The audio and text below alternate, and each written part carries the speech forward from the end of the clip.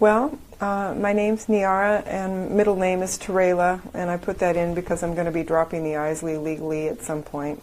Okay. So Niara Terela is what I'll be going by, and that'll be how my book is published. My story kind of starts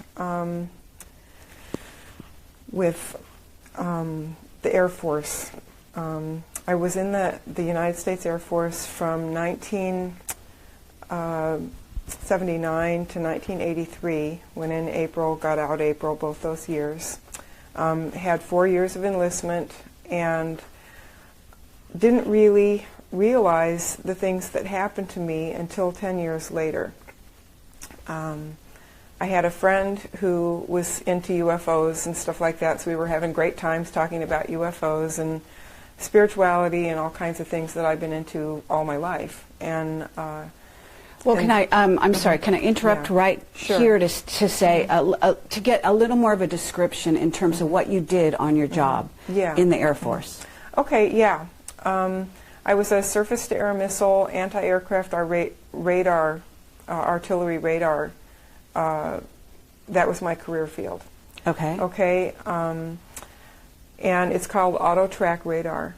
And so you have the big radar that sweeps the sky, like an air traffic control radar, and that radar would have radios and a sight, and then there would be all these little satellite radars out on the radar range, and the big sweep the sky radar would call out to these little auto-track sites and say we have incoming aircraft at such and such degrees elevation, azimuth, and range, and then we would take and point our little radar in that part of the sky and try to pick that aircraft up. And what we were doing out on the Tonopah electronic warfare range was training pilots to fly against radar to increase their survivability during wartime. So that way they could practice using their electronic countermeasures, like dropping chaff or diving down in the ground clutter, which is a quaffy way to say you're hiding behind a hill, flying close to the ground. And that was my job. And so you would interact with the pilots, communicating with them, telling them whether they were on or off? We didn't have any interaction with the pilots other than a system called IF-SIF. IF was IFF, identification friend foe, and then SIF was special identification feature. And so we would have transponders that would send out a signal to that aircraft, and then the transponder would answer back, and we'd know if for the exercise, if it was considered a friendly aircraft or a hostile aircraft. Because it's like a big sky war game is basically what it is. Incredible. Now, you were at Tonopah. Was that here in Arizona? Or? No, it was in Tonopah, Nevada. And there's a town of Tonopah, and then there was Tonopah Electronic Warfare Range. And then while I was stationed at Nellis, they actually changed the designation to Electronic Combat Range. And there were 2 radar ranges. One was Tonopah, one was Talicia Peak. Okay, and how many years were you there? I was there for about a year. I only worked on the range for, I would say, under a year. And where were you previously? Previously, I went through Lackland Air Force Base for boot camp, and then I was at Keesler Air Force Base for technical training school in Biloxi, Mississippi. And then my first duty station was Nellis Air Force Base, and the radar range unit that was there. Okay, and then where did you go after that? After I was done at Nellis, I was stationed at Gila Bend Air Force Auxiliary Field down here in Arizona, near Gila Bend, Arizona. And I was there for about a year, and then after that I was stationed at Mountain Home Air Force Base in Idaho for the last year of my tour of service. I see. And so your total time in the Air Force was? 4 years. 4 years. But a lot of it was taken up with technical training. Training school took quite a bit of time to be trained in electronics field. Okay, and let me see. How old were you approximately when you did this? 24, 25 years old. So you were quite a bit younger than you are now. This is in your past. Yes, it was in 1980 that the situation we're going to be talking about happened. Okay, but when you did when you were in the Air Force, was also 1980? Yes, I was in from 1979 to 1983. Okay, so so the situation you're talking about happened at the same time that you were actually doing this job? Yes. And you were in your early 20s? Very interesting. Okay, so after you left the Air Force, just because people will be curious, what was your line of work after that? Well, I went to work for government contractors. This is kind of an interesting part of the story as well. I went to work for EG&G, special projects in their technical resources branch of their company. And I am going to observe my security clearance about that work. I'll just say where I worked. I didn't work on anything remarkable, I'll say that. Nothing to be concerned about there. But it does kind of, in hindsight, raise my eyebrows a little bit that I worked for EG&G after the military, and then I worked for another rather conspicuous contractor, Science Applications International Corporation. I also worked for them. SAIC? SAIC. Okay. Yeah. Very interesting. Let me ask you this: when you were doing any of this work on the ranges, so to speak, did you ever see a UFO? Yeah, that's kind of what I was getting to in the beginning, was because I didn't really remember too much. I just kind of was living my life, and it was kind of a crazy young life. You know, when you're young, you do crazy stuff, get married, and have, I don't know, anyway. So about 10 years after I got out of the military, it was like 1993, 94, I was out of the military, I was divorced, I was single again, and I was talking to this friend about the UFOs. And he noticed that when I mentioned my military time, that I kind of skated away from the topic really quickly. And he thought, well, this is really weird. She talks openly about so much stuff. Why does she not tell me anything about her military time? And so he sat me down one afternoon and he says, I want you to tell me about your military time from beginning to end. I said, oh, no problem. Yeah, I would Lackland Air Force Base for boot camp 6 weeks, Keesler Air Force Base for technical training school, and then I was stationed at Nellis Air Force Base and I worked at Tonopah. And it was like, I don't remember anything about working at Tonopah. I can tell you I worked there. I can't remember coworkers. I can't remember the work site. I can't remember anything. No details whatsoever. All I could do was say I worked at Tonopah, and I knew that I worked there for 3.5, possibly 4 months. And with this realization came a wave of nausea, and I just felt really scared. I was like, shit. I don't remember anything, and this is weird because I have a really good working memory. And I was really disturbed. And I think it was either a year or within the year of discovering this 3 months of missing time, at least 3 months, that I ran into Bud Hopkins at the the Whole Life Expo in Las Vegas, Nevada in 1994. And I went to his lecture and listened, and at the end of it I raised my hand and I said, I have this strange dream from childhood, and I have this 3 months of missing time from the military and a few other anomalous, strange experiences. And he said, talk to me afterwards. So I did talk with him afterwards and explain some of these strange anomalies. And he said, would you like me to do a hypnosis session with you this evening? And I said, yes, I would. I really want some answers. And so we did a hypnosis section. I'm sorry, I'm going to stop you one more time, and I'm sorry for that. Can you tell me, when were you doing this? When were you realizing, like, I understand that the original experience happened in over 1980s, early 80s. 1980, yeah. But when were you realizing this? You had this discussion with your friend and then you saw Bud I realized it in 1994. 94, and so it was 94 that you also got regress? Yes. Okay. Okay, go ahead. And so when I got regressed, Bud said, I want you to go to a time that seems significant to you in January of 1980 when you were in the Air Force. And immediately I found myself standing on the deck of the radar van, because radar vans are like the back of a semi, like the trailer, and then it's filled with electronic equipment. And then there's a deck so that you can kind of climb up to it and down with stairs. I was standing on the deck of the radar van. It was night. I was terrified, and there were saucers in the sky.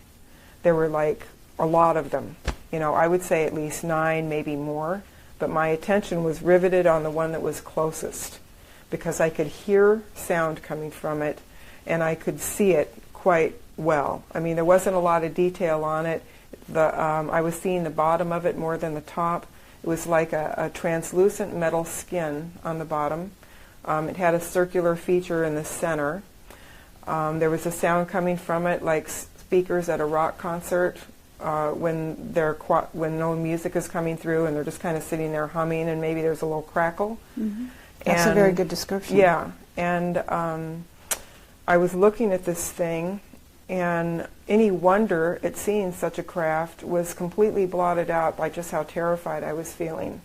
Were you with other people? I was with two other people that had been running the radar with me that night, and we were given fatigues aware with no rank insignia, no name tags. We were forbidden to speak to each other beyond what was necessary to run the test. Was that customary? No, not at all. They were really, they had us very tightly under control, and there were guns involved. I found out in a later hypnosis session, some years later when I went back and looked at this again, that I was hauled out of my motel room in the middle of the night at gunpoint. So it's no wonder I was terrified out there.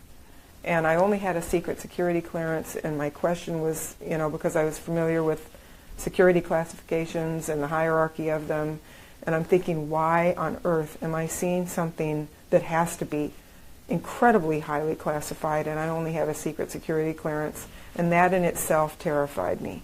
Okay, and now when you said there are saucers in the sky, mm-hmm. Can you describe how many and the size of them, and were they all identical in the way they were shaped and so on? They all looked very similar. I wouldn't say they were identical, but they all looked very similar, and again, I was terrified, and I was really just looking at the one closest. Were they all the same size? That was hard to determine because they were varying distances Were they moving away. or were they hovering? They were hovering. All of them? Mm-hmm. They were hovering, and some of them were kind of, tipping a little. Uh-huh. But they were hovering, and there was a little motion. I mean, they're tipping, and then maybe a little bit of this, but they were mostly all hovering. Okay, and they were in miles. I don't know. Yeah. Would you say sort of a valley or? Yeah, they were kind of in the valley. I would say that they were covering an area maybe 10, 12 miles square around the radar. And just site. hovering? Yes. Mm-hmm. And size-wise, each saucer would be approximately, is there any way for you to? I'm not really good with those kind of dimensions, yeah, but I I'm would not guess 30 to 50 feet in diameter. That was just a guess. Okay, so that's not massive, right? No. Okay. No. Okay, so go on with your story. So I'm looking at these things. I'm scared. I'm not talking to the two people on either side of me. There are some people talking inside the radar van discussing, I think, the results of the test, but I couldn't hear really what they were saying. I could just hear voices. A period of time went by. They came out of the radar van, and we were me and the other two people, were put on a bus, like an old school bus, painted Air Force blue, and the windows were painted over. And they took us by the bus to what I think was Area 51. People like to make that leap that it was Area 51, but I don't know because the windows were painted over. I guess Area 51 because How many miles were you from Area 51, to your knowledge, being in Tonopah? If it was Area 51, it would have been quite a few miles. Okay? 100? 50 to 75 maybe. Okay. Depending on, the location of the radar site. Did the appropriate amount of time pass, or did you seem to get there faster than was appropriate? Well, when you're scared, time goes pretty slow. So I'm not sure. Okay. I'm not really sure. I did hear something recently. William Pollack was interviewed by Stephen Greer, and they made an agreement that his interview would not be released with the Regular Disclosure Project, that it had to wait for release until after he had passed away. Well, William Pollack passed away in the past year, and that interview is now up on YouTube with Stephen Greer. William Pollack brought out the fact that there was an underground facility at Tonopah, on the Tonopah Range. So it's possible that I could have been taken there, too. So it's, Okay, so but you were taken in a van at that point? In a bus, yeah, in an old school bus. In a bus, okay. Yeah. And the other people were in the bus with you or not? There were quite a few people in the bus with I would say 15 possibly. It was really dark, so it was hard to tell, and we were being controlled. So, you know, you just got on the bus and sat down and did something to make sure you didn't get shot. And do you remember, did you know the people in the bus? Were these co-workers? I don't recall that I know them. I probably did know some of them, but I was just doing exactly what I was told because my life was under threat as far as I could tell. Okay. So I was just sit there and look straight ahead and keep quiet. And when we got to our destination, we were taken off the bus and we were taken to a medical facility, sat in a fairly large square room, and all of us were sat in these chairs. There were lights coming in from a hallway behind where we were seated, kind of partially illuminating the room, but they kept the lights off in that room. And then one by one they came and got each one of us or called our name, and then we went into a little room that was adjacent to the main waiting room. When it was my turn to go in there, there was an armed security guard in there standing at parade rest, and I was told to lay down fully clothed on a stainless steel examining table. So I did that. Again, I had to wait, scared to death, and finally a guy in a white lab coat came in, walked past the security guard at the foot of the table, up around the right side of the table, and he said, "Stay calm," in a deadpan voice 3 times. And when he got up beside the right side of my head, kind of like in one smooth move, he'd had a hypodermic needle kind of hidden in his hand in the sleeve of his lab coat, came up one smooth move and injected me in the right side of the neck. And my body just immediately went into trauma. That was about the end of what I looked at in the session with Bud Hopkins. But I did pick it up so I can continue with what happened, because I did pick it up later in the other hypnosis session with Gloria Hawker in 2003. Okay, but just for the benefit of being with Bud Hopkins, because everyone will know that name, and certainly, what happened with him? You revealed this much. He clearly saw that there was more to come. I assume he did. It's just I was so tense and I was having such a difficult time under hypnosis. I was having just an incredible headache came up with looking at this data. And Bud kept giving me suggestions to try to make it go away, but it didn't really. It would diminish and then it would just come back in force, and the headache was just splitting. And the headache lasted 3 days after the session. And I have to wonder if that was programmed in. Should she ever start make her have a headache, or something? I don't know. Yeah. But so, how did you part with Bud at that point? We parted on really good terms. I was very grateful to him for helping shed some light into this area. And I had a hard time accepting it at first because it was so incredibly cruel. And I just wasn't prepared for that. I thought, how does this happen in the United States of America, land of the free and home of the brave? And my whole idea of the country I lived in and had gone in the military to serve just started going up in smoke at that point.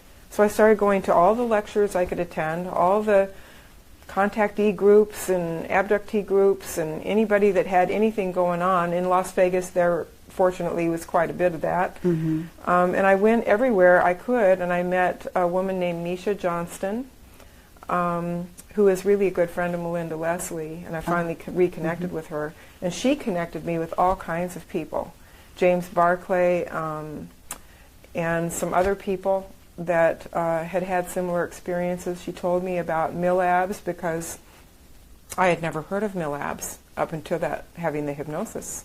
I'd never heard of such things. And so I was really disturbed. And so I kept going around checking out all this information, and to my horror, I found more corroborating data than not. And so, but at that point, did you met with another person, a regression hypnosis person? It took me years to get to the next step, to the point where I could even go under hypnosis again and look at what else happened. Really? Okay. Because it was really difficult. It was like being handed a case of instant post-traumatic stress disorder to deal with it. And there was one group, I have to mention this because it was just made my blood run cold. One group I went to in Las Vegas where we sat in a circle And everybody was sharing about their experiences. And then it came to my experience, and I didn't want to give any details of my experience because I was hoping to hear other details that might confirm my own. And so I said, well, what happened to me is I was taken out in the middle of the desert to test radar on UFOs, and then I think they took me to Area 51 and did a mind wipe procedure on me. And a guy across the room looked at me and he said, did they stick you in the side of the neck with a needle too? And that was exactly what had happened. And I was so terrified, I just wanted the group to end and get in my car and drive away. Now I wish I'd talked to the man, but back then it was like more than I could handle. It was just, my blood ran cold. There was that grave, someone walking on your grave feeling, sinking in quicksand feeling. Wow. Yeah. Okay. So now several years, how many years passed before you went into regression hypnosis again and got more of the story? Yeah, 9 years. 9 years? 9 years. Oh, my. Because it was like chasing around, trying to chase shadows, you know. I met a lot of experiencers who are all trying to put their pieces together and make a coherent picture, and I certainly sympathize with that. But my life up to that point had been about spirituality and meditation and yoga and health food, and I didn't want to be obsessed with the UFO field, and I could see it coming.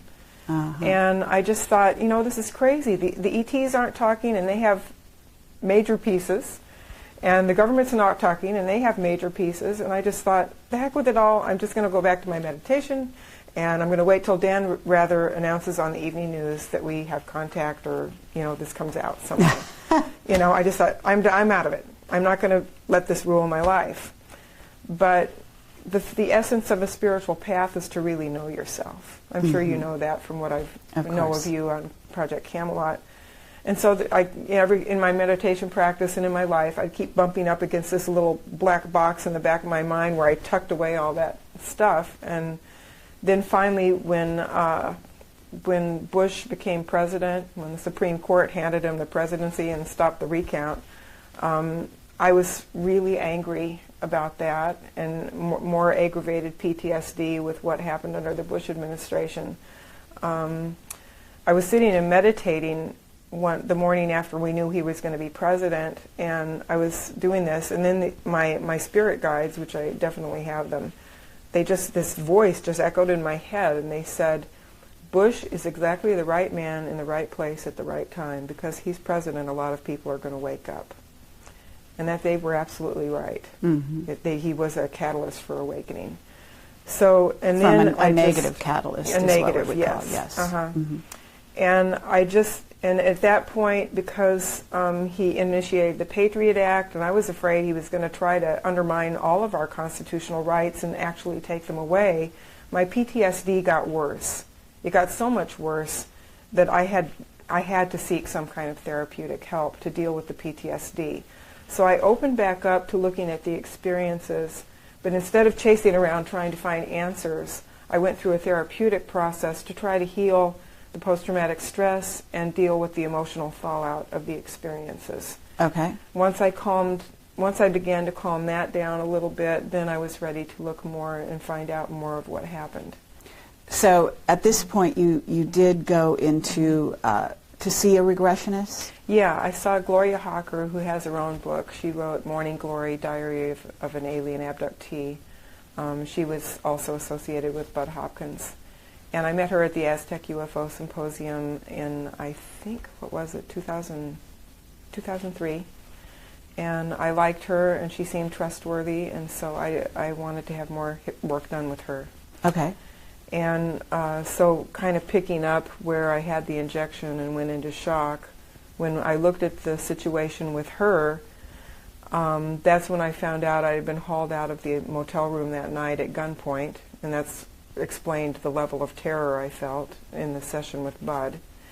And then also after the injection happened, suddenly there were 2 security guards on either side of me, and they were pulling me off the table, and we went out a different doorway than the one I had entered that little examining room.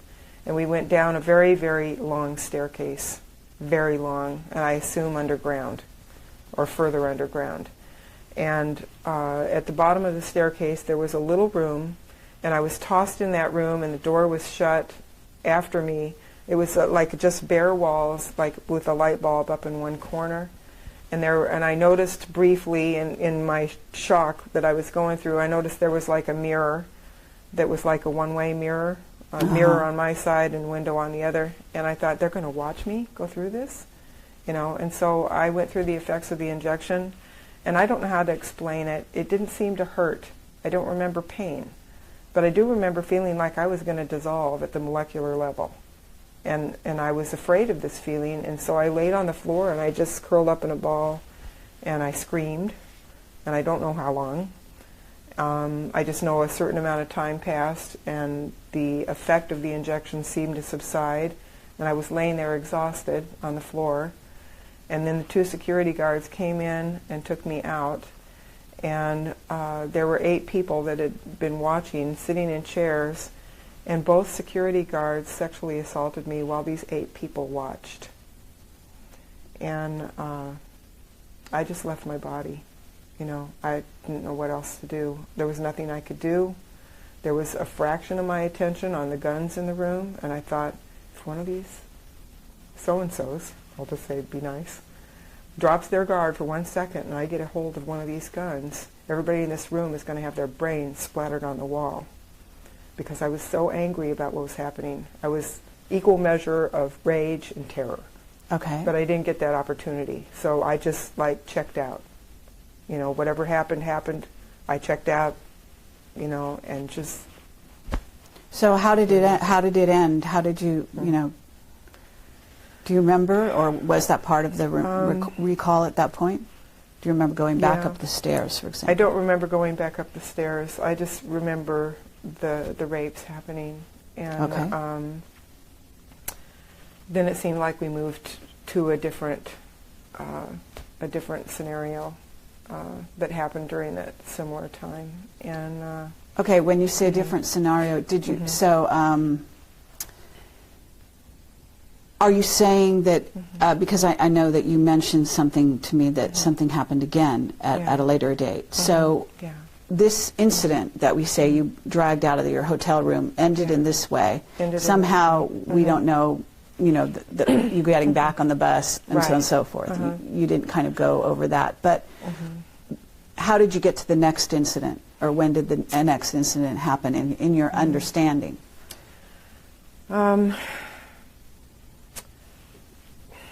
It's hard to explain because when you're under hypnosis, you re-experience.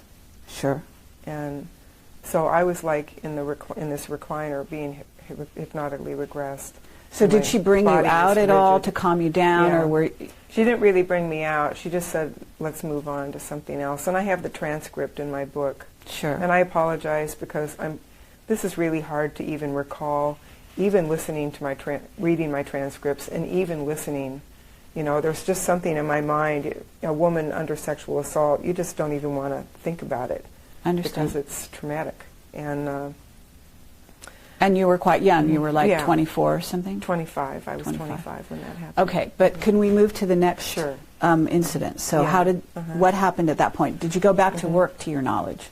Yeah, I did go back to work. With no memory, assuming no memory, because it didn't surface. Okay, now I remember what happened was they took me out of that situation and they took me back to my motel room, but before they took me back to my motel room, they actually injected me with something to knock me out.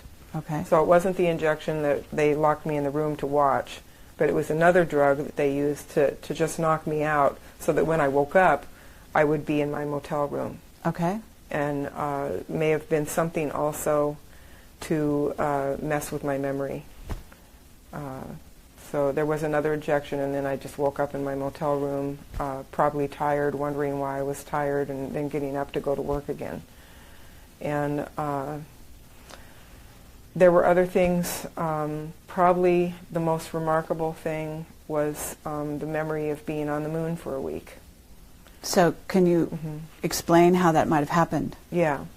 Okay, when I worked at the Tonopah Electronic Warfare Range, I was stationed at Nellis, and then we would be put on a bus and taken up to Tonopah. This is like a regular Greyhound sort of bus.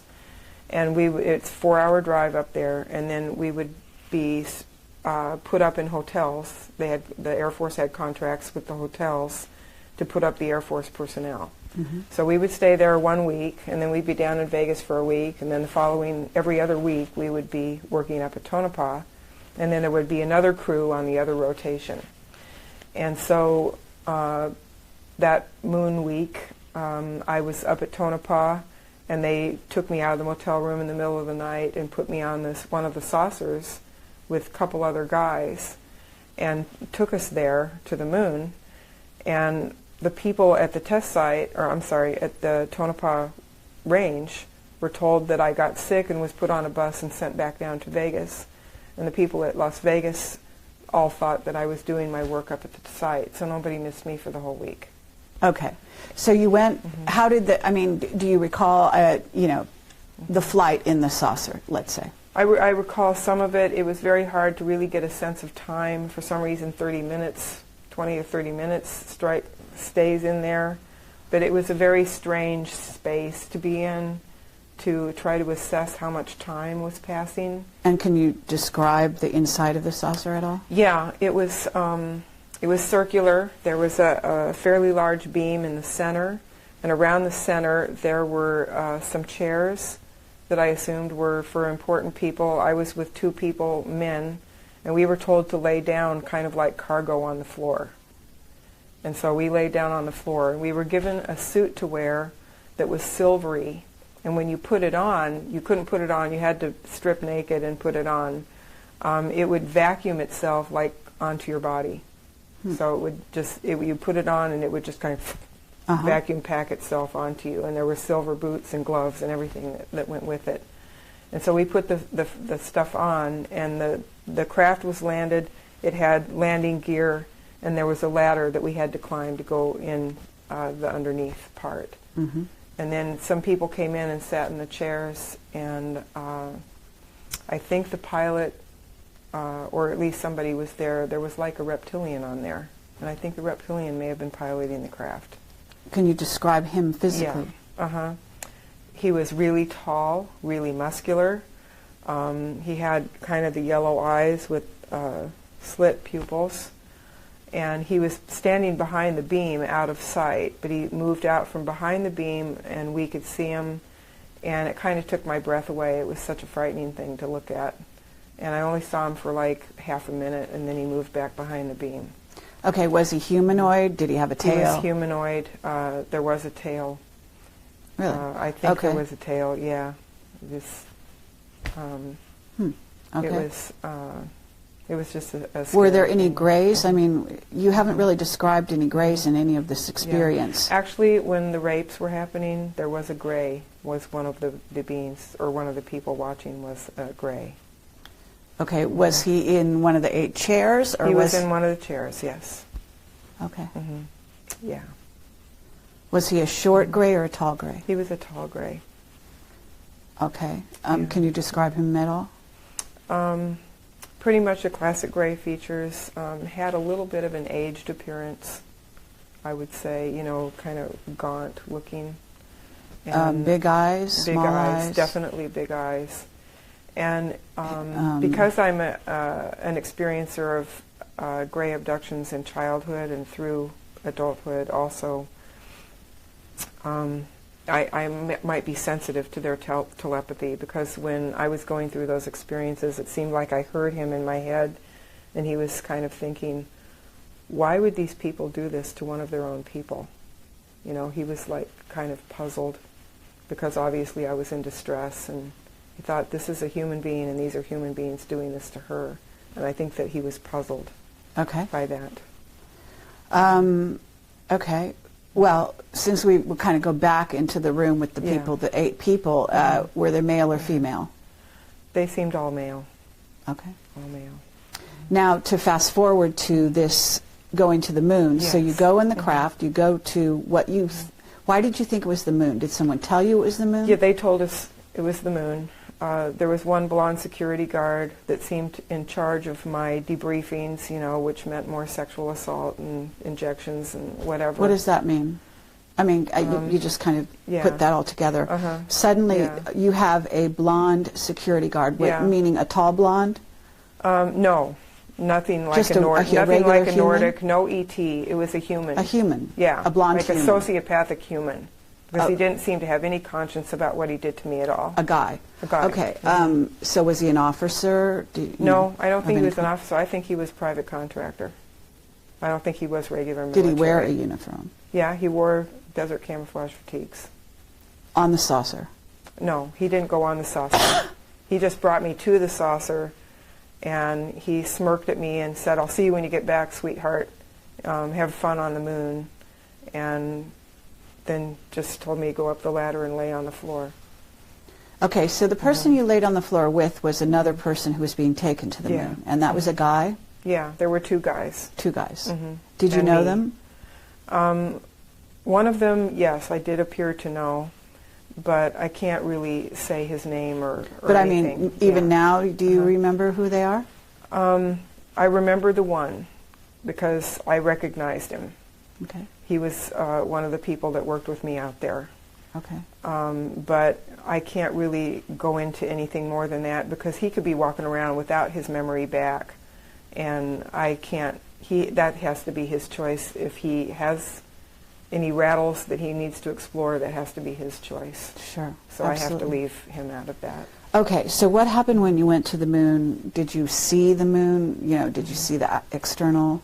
I didn't see much of anything because I was laying on the floor, and I couldn't really see a window. I saw a little bit of a window. I saw space out there with stars, but I didn't really see much until we got to the moon and disembarked. And then what did you see? Oddly enough, it's kind of, like a military base, maybe not as sophisticated as bases on Earth, but the same ugly buildings. I thought, why do they put the same ugly buildings on there as they do on the ground? So you saw some buildings? Very utilitarian, yeah. Okay. Did you see, did you see, for example, well, saucers don't really need a runway per se, but did you see runway type Yeah, there places? was like big landing areas, I would say that. And we were taken off, and then we were conducted to these buildings, and my memory isn't all that great because I kind of moved forward in the hypnosis to other things. I was worked very hard there. There was a lot more sexual abuse. What do you mean you were worked hard? In what way were you worked? It's one of the things I've learned about mind control procedures. If you keep someone exhausted, you don't feed them well, you don't allow them, and they're sleep deprived, it helps with what they're trying to do to keep you from remembering too much. So I worked in some electronics equipment, not radar. It was a different kind of electronics, but they thought that my radar skill would translate over to using this other equipment. And it seemed like excavation equipment of some kind, but ultra-modern. And it used electromagnetism to excavate areas with big magnetic plates, electromagnetic plates.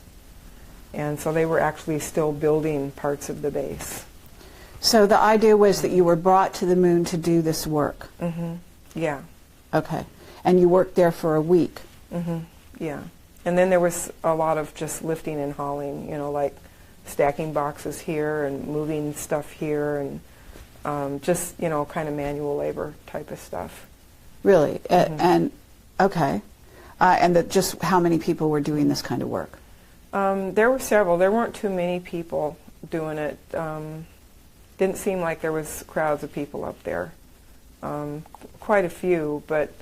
But working with you, were you working with the two people that you came with? They had me working by myself a I see. lot. They didn't really want me to work with other people because I might be tempted to talk to them.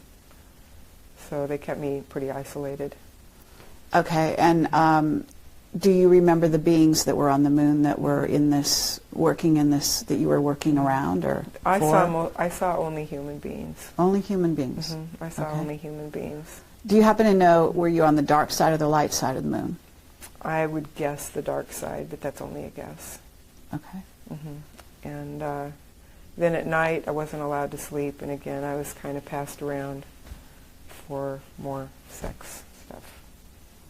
Okay, so do you have memories of your reaction, or did you ever misbehave or yell or try to get away or anything like that? I was scared. It was kind of like dream walking, in a sense. It was like, well, I know this stuff is going to happen. I don't know what I can do about it. I have a little girl to go back home to that I need to make sure that I'm okay so that I go back home to my daughter. And so I was pretty compliant. You know, I just didn't want to do anything that would get me killed. In the hypnosis where you're revisiting this experience, did you say you didn't dwell a long time on this? No, we didn't dwell a long time on it. Again, it was obviously really upsetting. And so we touched on the experience, and then Gloria moved me into some other area. Okay, and since then, have you revisited it with any other regression people? I looked at it from a very different perspective with Mary Rodwell last year. And I'm sorry. Sometimes it catches up with me. I looked at it with Mary Rodwell last year from an entirely different perspective. Do you want to share that now, or do you want to move on to something else? Okay. I can share that now because it really does fit. Just briefly, I did the session with Mary Rodwell because as I've peeled away the layers and processed through this whole thing, I've kind of discovered that I may be like one of those wanderers that was born here to have specific experiences and to do certain things. And it's not something I leaped at immediately, but as I've peeled the layers away, it's become kind of evident that something like that may be going on. So when I looked with Mary Rodwell, among other things that happened, the guide that was with me in the Mary Rodwell regression said, we're going to return to the moon of the past because there's something you need to see there. And I said, I don't really want to go near that place again. And he said, we need to go and you need to see this. It'll be okay. So we went there, and I saw an exchange that was happening between one of my superior officers and an extraterrestrial that was on the moon. Because I saw that there very clearly that there are extraterrestrial bases on the other side of the moon as well. Okay, when you say extraterrestrial, can you describe the kind of ET you're talking about? It was a rather human-looking ET, but very tall and slender. And would it be the typical Nordic or not? I wouldn't say a typical Nordic, no. More slender than that. Oh, okay. And kind of ethereal looking, you know, but definitely having a physical form. Okay. And so I saw this exchange between the ET, this ET, and the superior officer, and the ET was saying to the superior officer, you have no idea who you have there. Do you realize that everything you're doing to her gets reported back to her people? You know, so it was just an interesting thing, and it kind of goes along with this feeling of contact that I've had now for the past several years that just tugs at the edge of my consciousness. And I try to go to sleep and tell myself I'm going to remember what happens when I'm asleep, but I haven't been too successful at that. I brought back one phrase one time, and the phrase I woke up with was, and then you will see a fully representational Earth, because I feel like I attend a kind of cosmic university out there, and I learn things that I'll know at the right time down here. But that was the only phrase I was ever able to bring back from those nights. Okay, but when this superior officer was the one who, was this the one talking, the ET was talking, or the superior officer was talking? The ET was talking to the superior officer, saying that. To her people, but who did the ET mean by her people? Well, if we can believe the session with Mary Rodwell, and I do, I'm part of a fifth-dimensional extraterrestrial race that's monitoring what's going on the planet. So you might have allowed these things to happen to you so that you could report. I've come to feel that I had a soul contract before being born in this lifetime, that I came here to have these experiences, and it served multiple purposes. It helped me to resolve some karma from other earth walks I've had, and I took this particular one on kind of like an undercover person. You know, my people are out there, they're monitoring what's going on, they're very benevolent people, and they want the best for Earth and its people and its life forms. And so they thought, you know, these people are really struggling down here, we need to know what it's like from the inside. So we would like you to go do this. That way you can resolve your other karma and you can provide a service. And one of the other things I remembered from the experience with Mary was that I astral travel to their ship at night, and when I'm asleep, and I would say at least once a week, and sometimes 2 and 3 times a week. And I go into a chamber there that's like a glass tube, and I'm in there in my astral form, and they turn this chamber on, and sound and light waves go through it, and they pass through my astral body. And then all the information that of my experience goes into their database someplace. Sure. And then they can actually plug into it and re-experience what I experience here. And understand it. Yeah, and then they have a better understanding of what it's like down here for us that are on the planet. Okay. So, yeah, so that was part of that as Very well. interesting. As I've moved through the process of healing from this the past, 6 or 7 years, and now I'm writing my book, it's very clear about this extraterrestrial heritage, before this lifetime. It's really been quite a coherent thread through my life. I didn't realize until I started writing the book just how strong a thread that is. And so the awakening part of my journey, it's been like a shamanic process where I have gone through this dismemberment and kind of been smelted, and then have put myself back together with more space between the pieces to handle a larger paradigm of reality. And now there's all this insight and all this awakening. And if there's one really important thing about my whole journey, it's been moving beyond the fear. Because fear locks down our actual biology, it locks down our consciousness. And as I have moved beyond the fear and stepped out to speak publicly and not let fear control me anymore, it's like my consciousness is lighting up like a Christmas tree. And my psychic abilities are expanding exponentially all the time. And I have learned, because of my meditation practice and my body-centered therapy techniques, how to really tune into the body. It's like a sending, receiving antenna, among other things. And so when the book is done, I really want to pass on this kind of sensitized learning so that other people can turn on their consciousness and move beyond fear, because I think with more humanity, with an awakened consciousness, we can take control of this planet and make it the way we want it.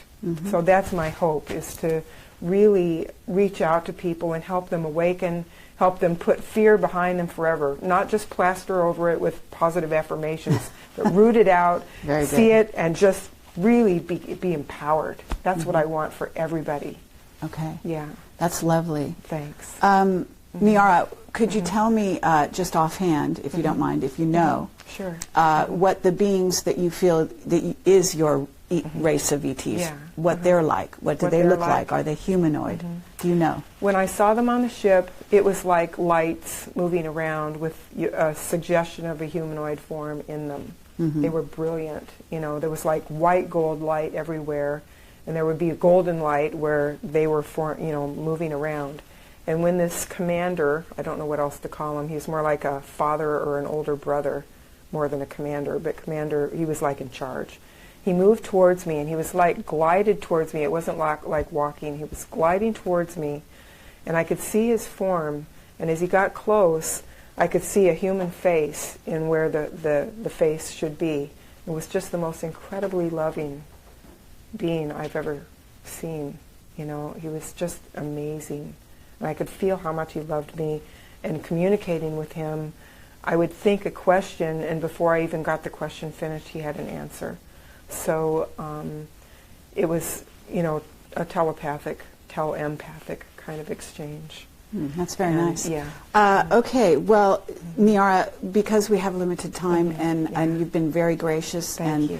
I apologize for having you relive some of these experiences as you told them, because obviously they still come back to you, but it's clear that you are on a completely different plane in regard to all of this, and I think that facilitates you coming forward and bringing something more some understanding in a very, very large sense of that word to the picture for people. So I want to thank you very much from Project Camelot, and I want to thank you for your service to humanity. Okay, thank you very much. I'm very grateful and very appreciative that you've given me your time. Thank you.